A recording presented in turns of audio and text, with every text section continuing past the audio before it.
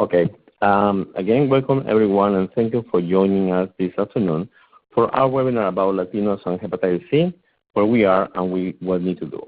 My name is Luis Mares, and I am the Director of Community Mobilization Programs at the Latino Commission on AIDS. Today, we have the pleasure to have Ms. Diana Padilla as our presenter.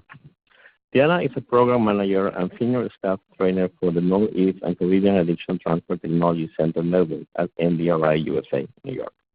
Ms. Padilla has a 20-year history of public health service, which includes direct service delivery, predominantly to communities of color, disseminates research to practice in curricular development, conducts evaluation activities of substance abuse treatment programs and problem-solving courts, engages in chronic disease research and prevention, and instructs behavioral health professionals, prevention specialists, and drug court practitioners on addiction and recovery support practices. So thank you, Diana, very much for being with us today. Thank you. Thanks for having me. Hi, everybody. Good afternoon, and thanks for being on for attending the webinar this afternoon. I really appreciate Latino Commission on AIDS, and thank you for all the work that Luis and has helped to support me in terms of having me present today, and I think that's really fabulous. It happens that Latinos and hepatitis C are two very special topics for me. I myself identify as a Latina. The other thing is also that hepatitis C is something that I've worked on for a great many years. And throughout my 20-year history, part of my efforts have been focused on trying to disseminate the latest information and working with modifying risk behavior that has to do with how someone can acquire hepatitis C, especially from the days when we didn't have the wonderful medications that we have. But the idea here today is to understand, like the description said, to understand how the opioid epidemic is impacting the Latino Hispanic community. So a couple of things to note before we move on is that you'll notice that as we go through the content, I tend to refer to the Hispanic and Latinos. I use those two terms interchangeably. Those are really umbrella terms. Even though the title here says Latinos and Hep C, I use both terms because that's my way of trying to be inclusive. Those terms really speak to a more diverse population, whether we're speaking to the Mexican community or the Salvadorian, Guatemalan, Bolivian, Puerto Rican, Cuban, Dominican, you name it. There's at least 22 identified Hispanic groups. So in terms of practice, do want to understand the diversity, the specific groups, but in terms of references and the training, the webinar, I'll be referring to Latinos or Hispanic, sometimes both at the same time. Sometimes also I will ask you folks questions, and I will ask you to, respond in the chat box. So that would be great because while it's not a face-to-face presentation, I do think that one of the best ways that a webinar can be experienced is when it's interactive. So with your help and with your permission, if it's okay, it would be nice if we can make this as interactive as possible. Is that all right with everybody? And if it is, please raise your hand just so I can see it. Nice. Excellent. Thank you very much. The other thing I want to make is that I'm pretty ambitious when I present, and when it comes to topics, there's so much information, and I think my research background tends to come out quite a bit. I tend to put a lot of information in the content of the webinar. My intention is, I haven't moved the slide yet. My intention is to cover it all, but definitely to give you information that you can download later on for your own further education on the particular subject. So as we go forward, the whole thing has been about opioid crisis. You've noticed that there's a huge urgency. There is so much talk in the media. Every time you bring up anything from having to do with substance use disorder, the first thing you see on the web or the research articles is about the opioid overdose crisis. They even refer to it as the epidemic. Well, we want to see the correlations of how the opioid crisis for the last several years correlates or coincides with injection drug use rates and how that coincides with the increase in rates in hepatitis C. So here we have in 2015, some of the information includes that over 2 million people in the U.S. actually met the criteria for substance use disorders, or SUD. And these folks I had identified prescription opioid pain medicines as their start to substance use. So it also speaks to just under 600 people having suffered from heroin use disorder, and that's kind of mixed in that 2 million population. As you'll note, if you don't know already, is there's also other diagnoses. Like substance use disorders one, heroin use disorders another, and there's also opiate use disorders. So we'll see how that kind of plays out as we go forward. The main thing here to understand is just how much it's impacting people in general. So the CDC estimates that the overdoses, the last one collected in 2016, had identified more than 64,000 people having expired or having died because of these overdoses. And that's more than 20% of the previous year. So it's steadily rising. Interesting to me, I think, is the fact that this community, if you see this right here, this community related to prescription opioid pain medicines is really speaking to a population, a white population. It's not necessarily speaking to communities of color. So what we do know is that the overdose rates have impacted the other communities of color as well, but the media and other data gathering initiatives have not necessarily spoken too much about the impact in these other communities. So heroin overdose has doubled for other cultural groups. African Americans, Latinos, and Native Americans, the numbers are huge.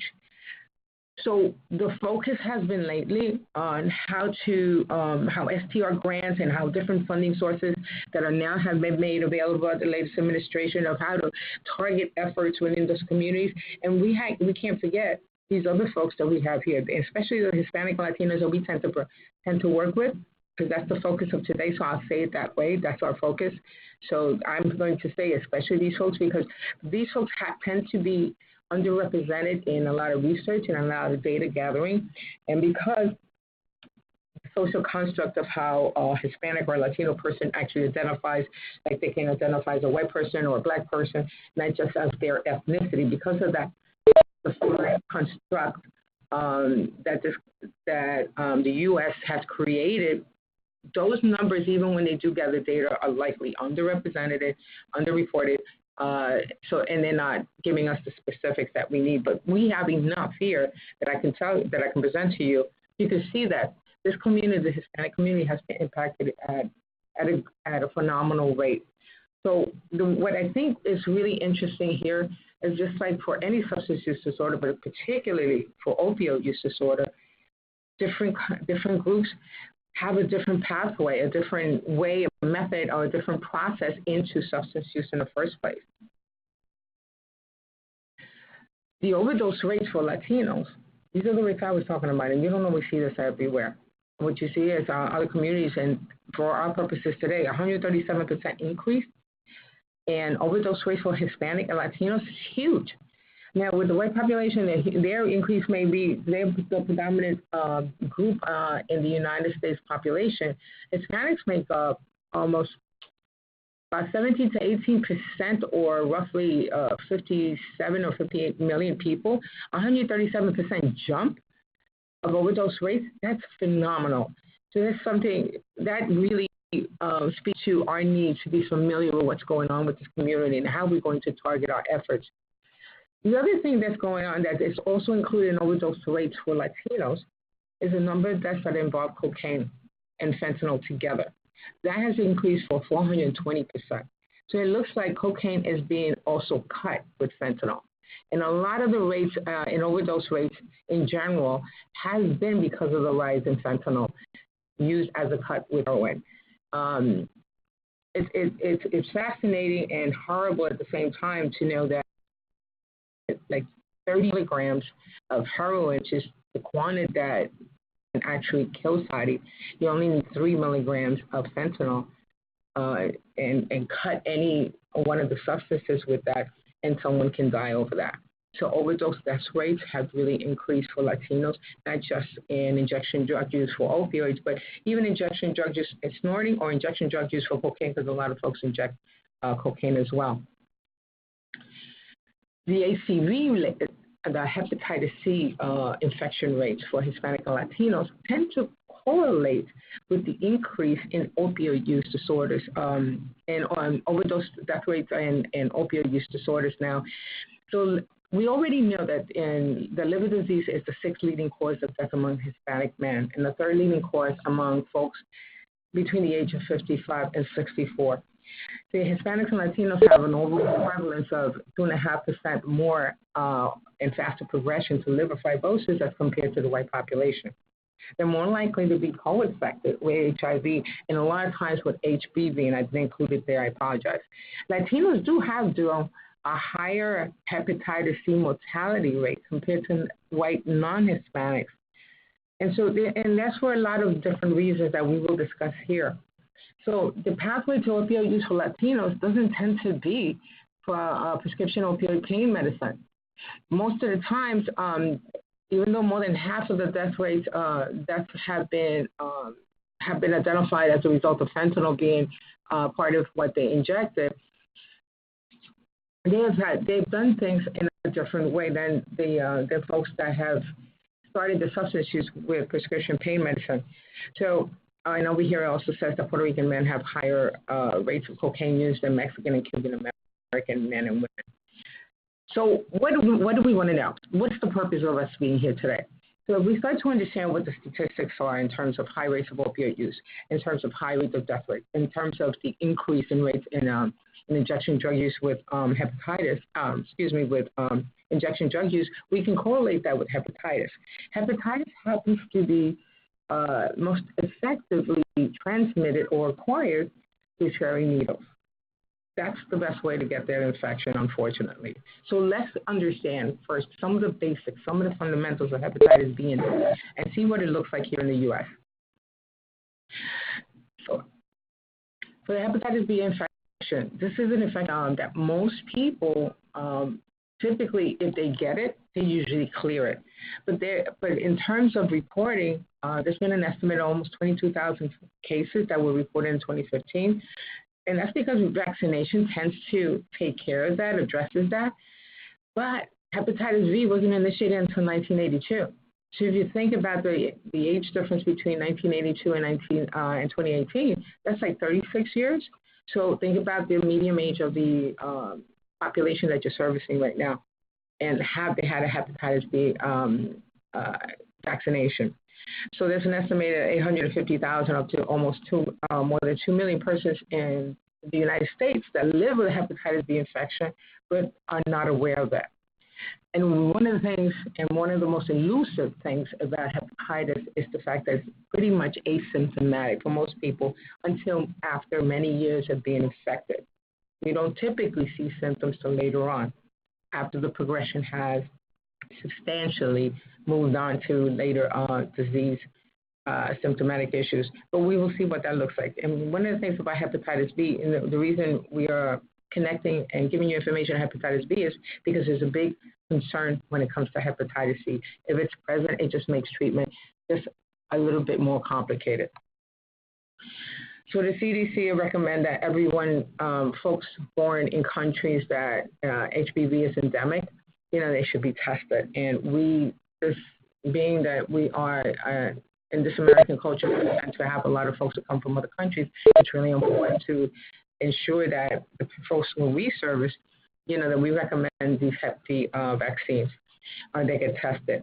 So if someone hasn't gotten a vaccine, the hepatitis B vaccine, whether it's in this country or they come from another country, it's recommended that they get the 3 injection series along with another shot of immunoglobulin, the HBIG, and that gives them temporary protection for at least 30 days. What's interesting about the complications of HBV is that it's very similar to Hep C. The only difference being that the potential hepatitis D infection, you can actually have more than one virus infection at the same time. With hepatitis B, the only way hepatitis D can exist is if a person is already living with hepatitis B.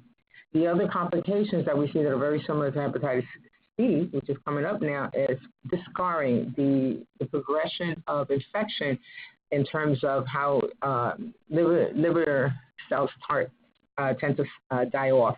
That's liver scarring, and it can eventually turn into cirrhosis, liver failure, liver cancer, and death without any intervention.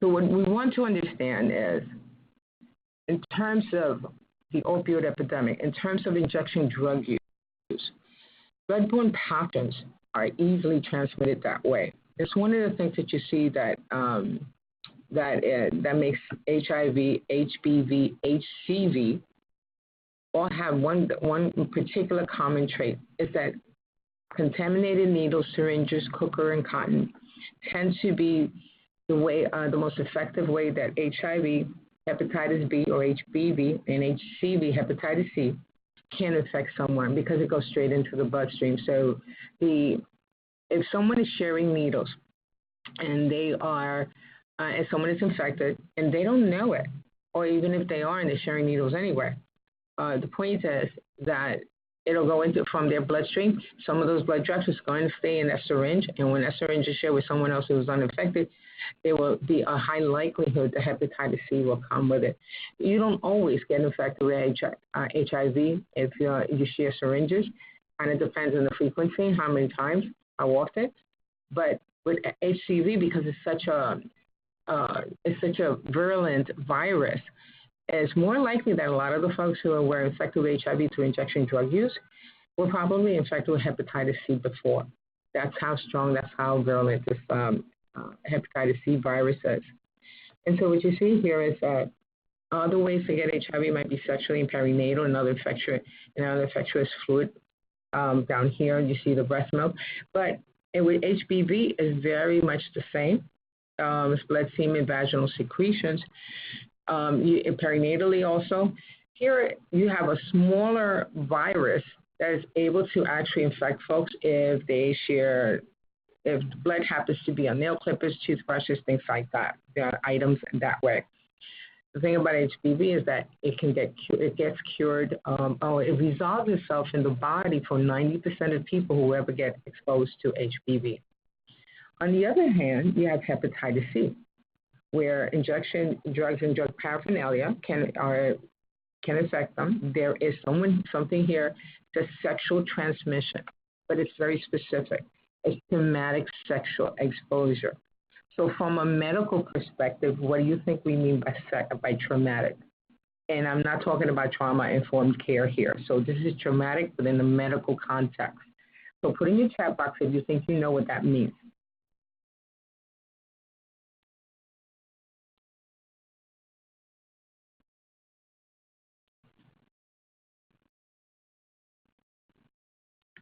Don't see it.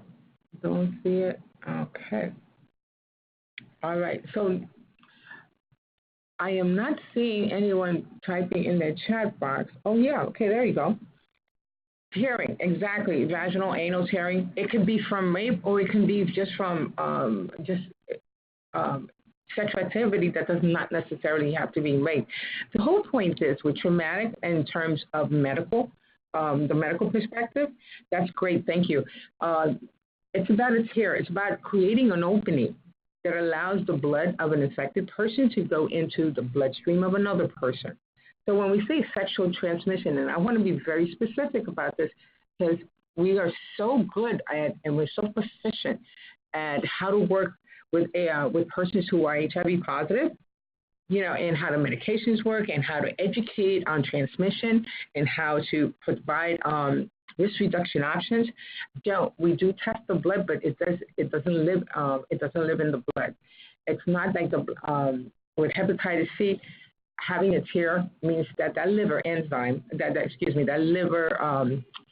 virus particle ends up traveling all the way to the liver.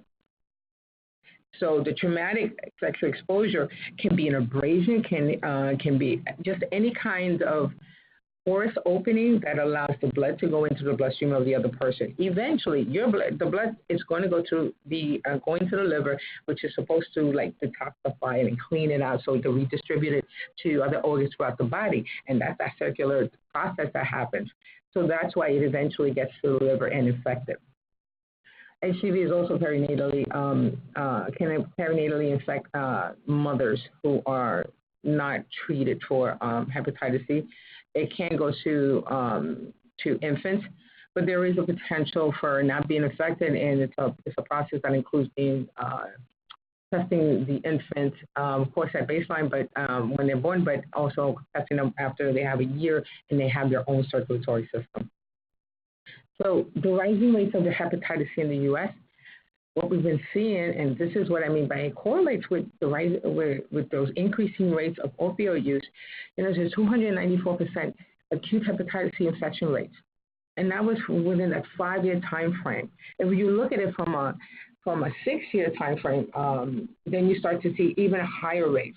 Now, the opioid epidemic first started in Kentucky, the Appalachian states, Kentucky, Tennessee, Virginia, West Virginia, but it started to spread throughout the country. We saw it in North and upstate and northern areas, especially in New York State. We saw it in Michigan. We saw it in Minnesota. We saw it in all across the country. We started to see pockets that started to really evolve. The more the opioid epidemic rises, so the hepatitis C rates also increase.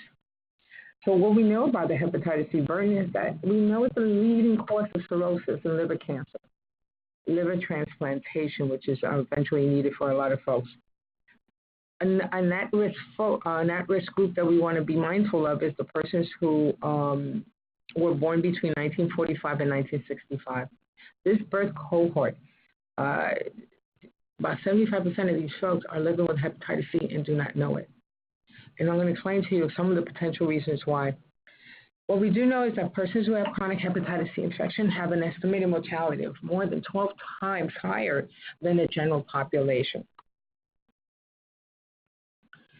So there's been a couple of recommendations that was given by both the CDC and the United States Prevention Services Task Force, which is a panel of experts. They recommended screening for hepatitis C infection in persons at elevated risk of infection. And I'm going to show you a list of that. So they also recommended that a one-time screening for hepatitis C infection be offered to adults between 1945 and 1965. The interesting thing about this is that the recommendation doesn't make it a mandate. That means if healthcare communities or healthcare settings are not adept or aware of hepatitis C, whether it's in the area or not aware of that process, they don't necessarily have to screen anybody. In New York State, the governor made it a law that physician assistants would have to offer folks born between 1945 and 1965, they have to offer at least one time, offer and document that they've been, whether or not they want to be screened and tested for hepatitis C. Can't tell you that there's a lot of, there's been any kind of oversight behind that, because in 2015, there were more than 20,000 people who died because of hepatitis C complications of one thing or another, whether it's liver cancer, liver failure. 75% of those folks were born between 1945 and 1965. So despite the recommendations, we haven't done a lot to help guard and address this issue with the older folks. What the experts do recommend is that screening should be done for everybody, at least once for HIV and HCV. So one of the reasons why so many people are at risk, it tells you right here, if you see the history of hepatitis C. In the 1970s, it was first recognized as non-A, non-B, and it was recognized and noticed just enough that researchers developed a screening protocol looking for ALTs, which is really a liver enzyme that runs in the bloodstream, and it helped reduce the HCV transmission. And we're saying HCV, although it wasn't identified HCV then, that didn't happen until 1989. So that was when it was identified and named. And the different hepatitis are all in a chronological order, A, B, C, D, E, and it's all because in order of discovery. So in 1989, when it was identified, a lot of work was being done, and scientists and medical communities came together and started to research and created a protocol to test the blood, especially, like Red Cross and the other blood banks that collect blood. And that protocol started to be used to test the blood of people who were donating. So that process was further refined, and it's a process that is still being used today, and that started to happen in 1992. Again, time frame. What is the median age of the population that you folks are servicing? You can type it in. Let me see if I can see some hands. If I can see some numbers. Because if you see between 1992 and 2018, the median age, there's only 26 years different. What is the average age of the population you're servicing right now? Type it into your chat box, 15 to 25. So you got a younger population. That still puts them at risk. That still puts the 15 to 25 at risk because of the opioid epidemic. The baby boomers, so if those are your average folks, these are folks that you need to have this conversation with. 18 to 65, so you have a huge range. That's great. So let me just say that when you look at the next slide, you'll see who are the folks at risk. Thank you, folks. Not the next slide. Another trend that's coming up is that there's other ways to get to acquire the infection. In healthcare settings, it's possible that when someone is doing blood works with someone, that they prick themselves with the blood of someone who's infected. There's also another study that identifies another at-risk group, sexual transmission of HCV amongst HIV-infected, HIV-uninfected men who have sex with men. There's some studies that came out with this population, with this community. So that kind of speaks to this traumatic sexual exposure to Hep C that I showed you in the previous grid. But one thing to keep in mind is that it's really speaking to the behavior. It's not so much the community, it's the behavior. There are many people who engage in sexual activity that can lead, that can it could be anal, which is the predominant activity that can actually transmit, make blood-to-blood contact, especially because that's such a very sensitive mucosal lining in the anal cavity. But it's also in vaginal and other sexual activities that just creates abrasion, that creates an opening. So an unaffected person can affect another person. So these studies that was done with this community, and you'll see the source down there, it really is fascinating. It's worth reading. Actually started to give insight as to sexual transmission, but from a different context. Understanding that with hepatitis C, it's about the blood-borne pathogen, the blood-to-blood contact. So these are some risk assessments. They are very often, we have our own when we work in treatment, when we work in healthcare, when we work in other community-based organizations. But these risk assessments a lot of times can be used to have it available, and your consumers, your patients, your clients, they can actually do their assessment on their own. And sometimes within the context of a particular type of session or informative interaction with your consumers, this might be a helpful option to offer them. So let's talk about hepatitis C for a minute. So as I'm going through this, I'd really love it if you folks in the community, if you got in the participant audience, even type in what you know about hepatitis C. Right now, what I will tell you over here is that hepatitis C is a rapidly replicating blood-borne pathogen that causes inflammation of the liver. To put that in layman's terms, that means that the virus copies itself trillions of times a day. So that's trillions of virus every single day. Now, within the acute representation of symptoms for when someone is first infected with hepatitis C, it may, most times it doesn't, but may include jaundice. It may include abdominal pain. You folks know what jaundice is, right? Type in what that means, if you can, if you know. So abdominal pain, other flu-like symptoms such as fatigue, muscle ache, and nausea, yellowing of the skin. Thank you so much.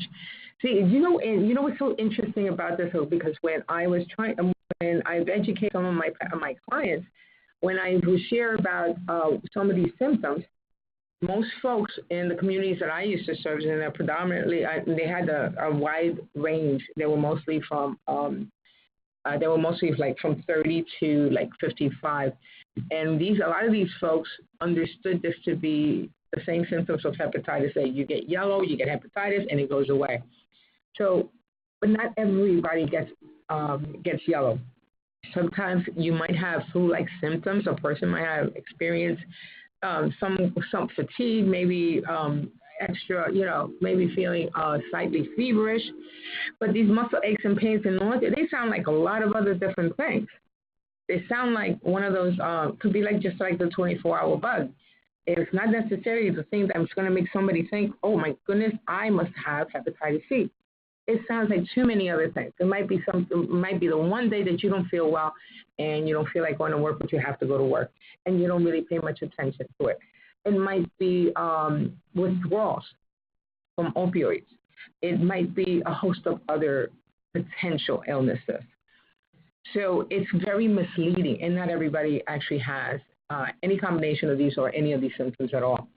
What we do know is that hepatitis C is so virulent, so strong, that it can live outside the body for days, even up to 4 days. I've seen the most common time frame is from 16 hours to 4 days. So HIV needs the host cell from the blood to actually live. Hepatitis C, there could have been a dark drop on top of a table, some kind of surface. It seems dry. It can still be infectious depending on the time frame. And researchers are still trying to develop a vaccine. With all the medications that have been out, I think it's possible. I think the medications that do cure folks, it is possible to develop a vaccine, although we are still a ways away. So it hasn't happened just yet. We'll keep our fingers crossed. So the stages of liver damage is like what you see here. So hepatitis is inflammation of the liver. So this is ideally a healthy liver. So over time, the liver becomes inflamed and it starts to scar. Those liver cells start to dry and die out. And the scarring can go from different stages in fibrosis to cirrhosis. And this is a good 15 to 20-year average process for most folks. And during this time, most people don't have symptoms. So severe scarring, when you're here, it can be anywhere between F3 and an F4 scale or measure, which is important to know because this is part of how physicians will assess, or gastroenterologists or hepatologists will assess the level of damage in the liver. So it can lead to end-stage liver disease or decompensated cirrhosis, which I'll talk about in a second. Some more information, some of the more fundamental things to understand about hepatitis C so you can tell your clients has to do with understanding that in order to assess HCV infection, the acute stage is typically the stage of the average, it's when someone is first infected or within the first 6 months of infection. That's what the phrase acute refers to. The average time of development of HCV antibodies when first selected is about 6 to 8 weeks. And 20% of folks who do get infected don't necessarily, they're not necessarily whether they were ever infected because they clear it. But there's a good 80% that don't. And those are the folks who would be identified as having a chronic infection.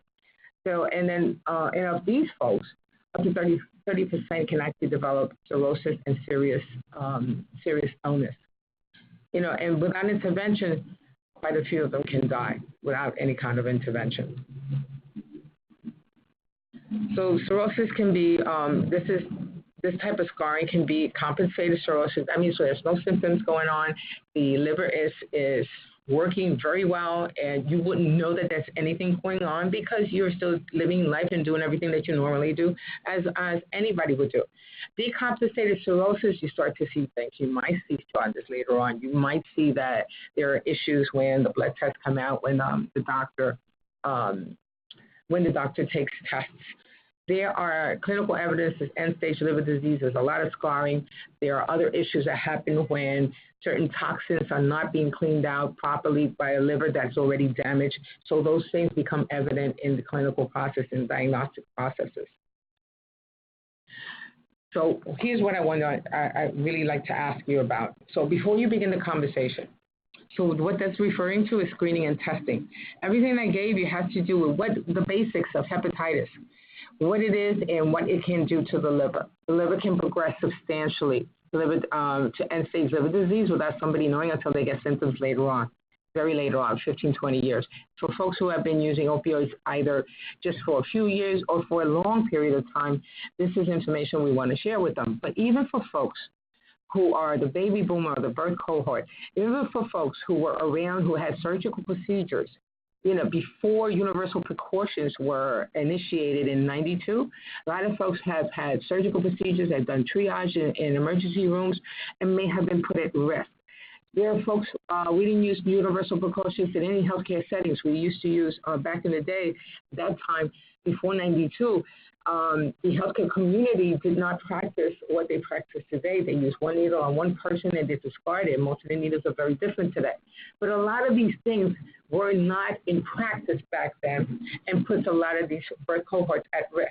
So when you want to communicate, particularly with the Hispanic Latino population, you want to be culturally informed. So you want to think about some cultural factors that might that you want to consider before you start setting up, before you intend to screen somebody. First of all, screening is an option that you offer, but it's not mandated.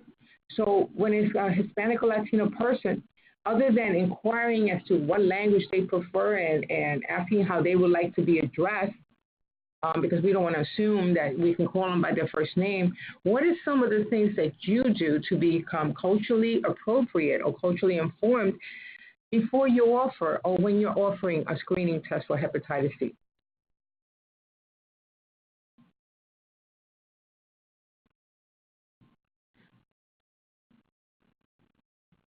You might want to consider that some of the things that has to do with Latino culture has to do with when you have a couple, are they an older couple? Are they traditional in terms of their culture? Sometimes you see that the male is still the authoritative figure within those dynamics of the family or the couple.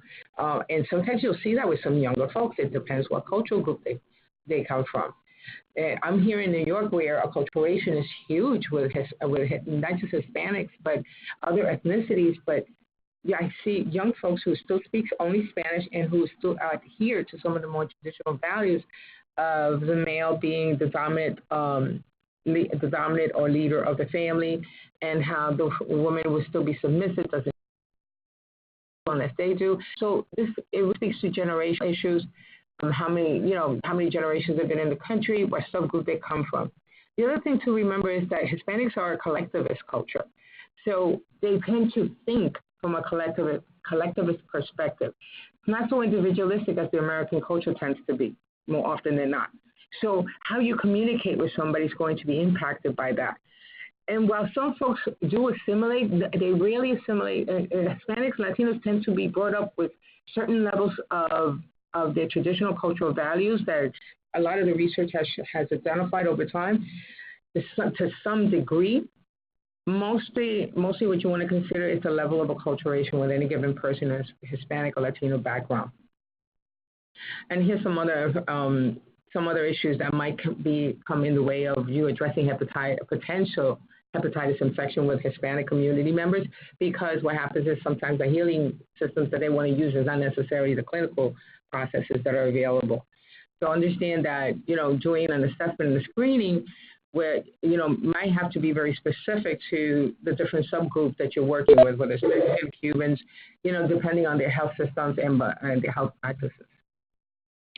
So in order to promote screening, in order to bring up the discussion and engage and really encourage folks to screen and test on hepatitis C, you need to know what that process is. And what you're encouraged to do is to know that process and explain the whole process to that person before you ask them whether or not they want to get a screening. So if you understand that they may, that their stigma may be part of their mind frame, think about how that and how whatever misinformation or hepatitis C, whatever fear they may have of being identified with a new disease might have on them, and use that, integrate that in how you share information. So there's two tests. There's actually a screening test and the actual test. The screener is what's going to indicate whether or not you need to take a test in the first place. So the screening looks for antibodies, which can result in non-reactive or negative outcome or reactive positive outcome.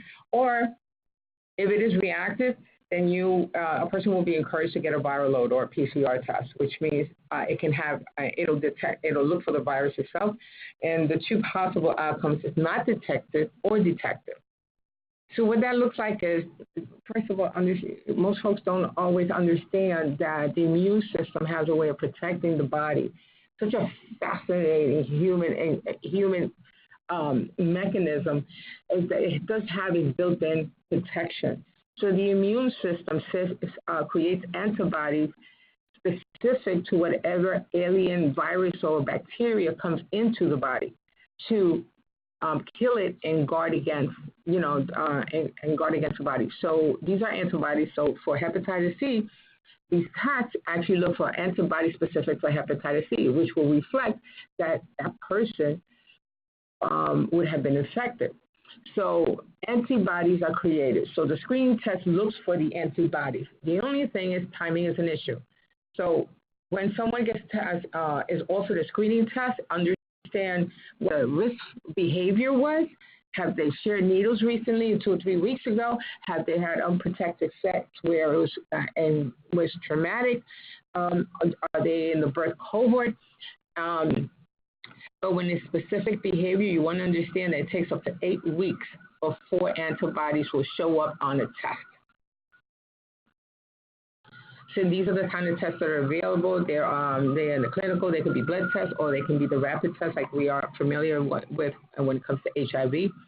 The non-reactive test means you're not protected from future infection, but it means that you had some risk factor that had a counselor or a physician or a clinician of some kind or practitioner actually offer you the screen in the first place. So they may still be in the window period, or you at least want to tell them how to protect themselves from future infection. And so that includes not sharing needles, injection equipment, the tattooing, make sure that if there's a lot of people who use their bodies as beautiful canvases of artwork, and it's important that everybody know and that we don't assume that they understand that that needles and the inks, the colored inks that they use, is open in front of them. And always encourage to practice safer sex and vaccinate against hepatitis A and B, and also get treated for STIs. If the person is engaged in risk behavior within the last 6 months, what the result will they should be encouraged to get retested again in another 6 months. So a reactive test means the HIV infection occurred, but you don't know if they fell into that 20% of folks that cleared it. So more tests need to be done. So that's the RNA PCR test, and you want to explain to them what that is. So the RNA test actually measures the amount of hepatitis C virus, not the antibody, the virus in the blood. So if there's no virus, the test will come back not detected. If it's detected, the person is infected with hepatitis C, and until they get that second test, you want them to assume that they're infected with hepatitis C and protect their liver. So alcohol is a big deal. Help them understand risk reduction processes for reducing alcohol intake, because it can further impact a potentially infected liver, and other risk reduction behaviors very specific to the risk behavior that they identify with that made you have the conversation in the first place. And see a doctor and learn about hepatitis C, give them information, education, and brochures on hepatitis C. So you can also make sure that you schedule the next test and even start to link them to healthcare. Antibodies can't tell whether somebody has chronic infection, past infection, or has even cleared the virus. And we have had folks who have cleared the virus or who have been treated and don't remember. So you need a diagnostic test, and that's the viral load. And what it does is, in most places, use a quantitative test, and what it does is not only identifies that virus is present, but it identifies how much. So anybody who doesn't have current infection, you want to recommend that they come back within 3 to 6 months, just to be sure. But the thing about hepatitis C is that you could always get infected again. There is no immunity with hepatitis C. So working with with a viral load is somebody who has been infected, who has a diagnosis of hepatitis C infection, also needs to get tested for genotype. There's 6 different types, and that is very important in terms of what the physician would need to know in order to make treatment recommendations. So in the not detected or test results for somebody who actually did have a reactive antibody test, so they needed to have the viral load. If they fall within the 20% of folks who cleared the virus, which is great, you still want to give them the risk reduction options. You still want to tell them how to offer them information on how to reduce their risk of getting infected. If they didn't get infected now, that's wonderful, but they can still get infected. And they can, if they are detected, then you do link them to healthcare. So the antibody test is non-reactive, which means you do, if it's non-reactive, that means antibodies not found, so they were never exposed to hepatitis C. That means they're not infected. So if someone had a reactive test, that's when you want to encourage them to get the RNA test, the PCR test, which means they've been previously infected, but it doesn't mean that they're presently infected. That means the immune system is always going to keep evidence of past infections, even if the infection is not current. So, and here is the last possible result. The screening test, if it's reactive, we encourage the PCR RNA test, and if it's detected, that means they're currently infected. The only thing that clinicians, most people would need to understand is if they're within the window period, the outcome, it may not be, the screening test outcomes may not be accurate.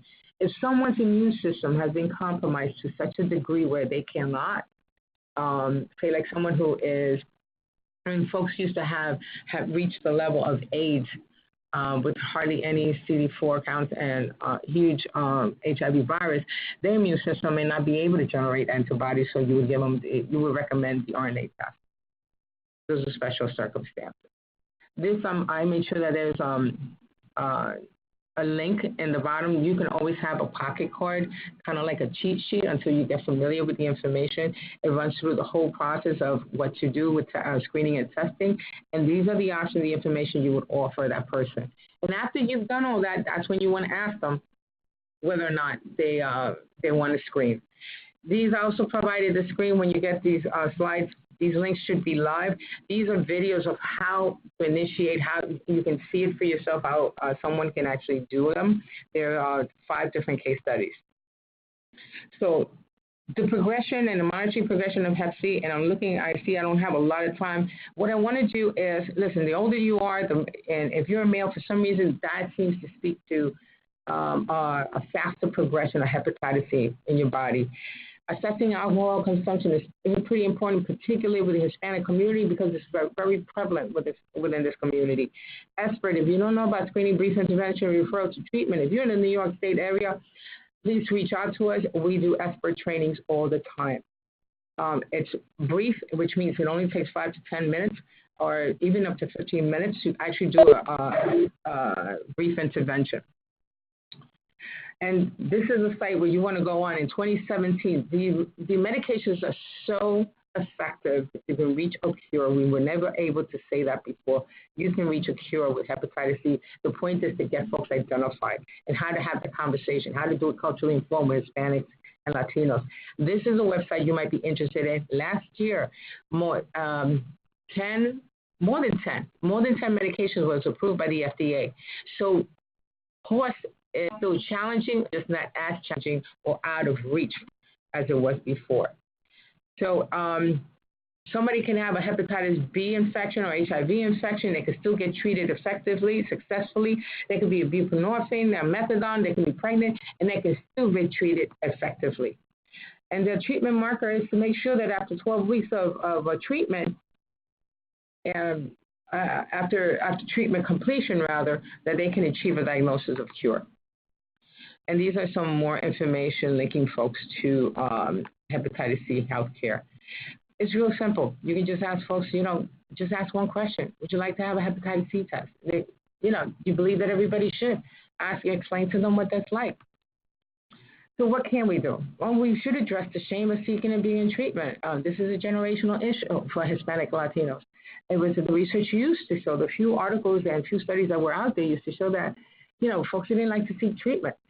It was more a matter of that the treatment for the practitioners that Hispanic people would visit would not be as culturally appropriate in their interaction with Hispanics. These days, especially the acculturated populations generations, second, third, or fourth generations, people are indigenous to Hispanics, indigenous to this country, the more information you give them, the more likely they'll seek it out. And then you still have a few more, let's see, we're just about getting ready to end. Language appropriate, culturally informed service delivery. Here are some more resources. If you have any questions, you know what, give them to Louis and we'll try to address them. And I know I kind of breezed through quite a bit. Please, if you have, let me know. Where would you say Latinx Hispanic community turns to for health information on viral health? Local news, national news, local news, print, advertising, web. I think one of the key factors, one of the community-based initiatives that I participated in, were the community-based where you go through the hospital settings. You can go into the Parents Association within schools. You go into the faith-based community. Those are some of the most effective places to actually provide information on viral hepatitis. You don't necessarily go to the traditional healthcare setting because sometimes people show up only when it's an emergency. So you go to the regular places they visit. Any other questions?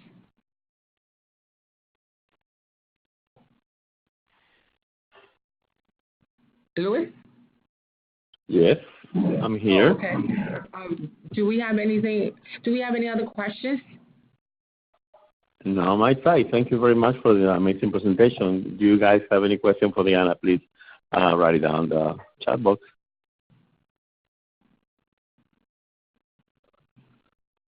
No, it seems there's no questions, Diana. Well, thank you, folks. It was a pleasure to be here with you. Please look at these slides and the links that are inside when you download them, because you will find that they are so helpful in terms of providing information. And know that your literature and the comprehension levels of your Hispanic communities, because there's a lot of literature that you can access in Spanish, and help distribute and disseminate that. Thank you, folks, for being on this afternoon. It was a treat for me. And thank you, Louis.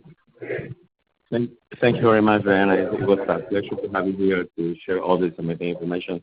And for everybody, the PowerPoint presentation, the PDF version, is going to be shared by email, as well as the recording will be available on our website, HispanicHepatitisDay.org, and on the Facebook page. So don't miss our next webinar on the 29th at 1 p.m. With Diana Chenique from the Office of Minority Health. So see you guys next time. Thank you very much again, Diana, very, very much. Thank you, too. Bye, everybody. Bye-bye.